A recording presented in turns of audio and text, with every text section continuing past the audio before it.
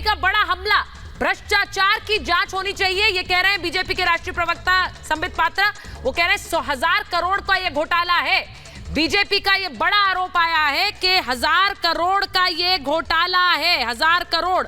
और ये भी कहा जा रहा है कि जो लोग इसके पीछे हैं उनको छुपाने की कोशिश कर रहे हैं, लेकिन 600 परिवार के साथ ये दगा हुआ। एक बार सुनवा देती हूँ क्या कह रहे हैं संबित पात्रा, उसके बाद आ रही हूँ वापस।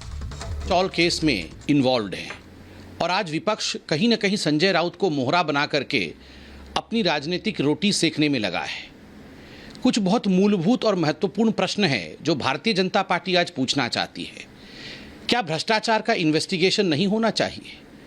Should corruption not be investigated by various agencies meant to investigate corruption? क्या ईडी उन केसेस का इन्वेस्टिगेशन ना करे जिन केसेस में हजारों हजार करोड़ रुपए उनका गबन हुआ हो? जहां तक संजय राउत और पात्रा चौल का विषय है, यह कोई आज का केस नहीं है। यह लगभग अनेकों वर्षों से 14-15 साल से यह केस चल रहा है। 1,000 करोड़ के गबन का इसमें पूरा का पूरा ट्रैक रिकॉर्ड के विषय में पहले से ही बात चल रही है। किस प्रकार से लगभग 680 परिवार, उनके घर नहीं बनाए गए, उनके ऊपर जिस प्रकार से जुल्म हुआ है, इन 680 परिवार, उनके विषय में कोई पता लगाने की कोशिश नहीं कर रहा है। विपक्ष को चाहिए कि इन 680 परिवार, उनके दर्द, उनके दुख, जिनके घर नहीं बनाए गए, आज जो बेघर हैं, उनके विषय में पता लगाए, उनके दुख के विषय में जाने। 1,000 करोड़ रुपए का गबन का ये केस है।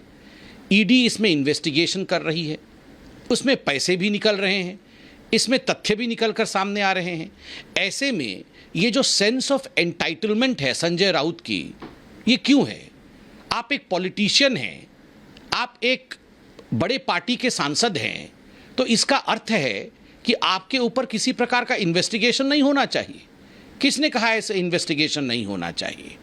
देखिए, जनता जनार्दन की गाढ़ी कमाई, यदि उसमें करप्शन होगा तो ये नया भारत है, जीरो टॉलरेंस फॉर करप्शन है और स्वाभाविक रूप से करप्शन का इन्वेस्टिगेशन होगा। तो बीजेपी के राष्ट्रीय प्रवक्ता संबित पात्रा ईडी की कार्रवाई और संजय राउत पर हो रही कार्रवाई पर बोल रहे थे। और मैं आपसे पूछ रही हूं संतोष जी, जरा बताइए, 1,000 करोड़ का घोटाला, 600 परिवारों से दगा, लेकिन आपको एक ही परिवार की पड़ी है, उन्हें बचा ले किसी तरह। घोटाला हुआ है, ये 2014 में 1400 हजार का घोटाला हुआ है और 2018 में इसकी इंक्वायरी भी चालू हो गई थी।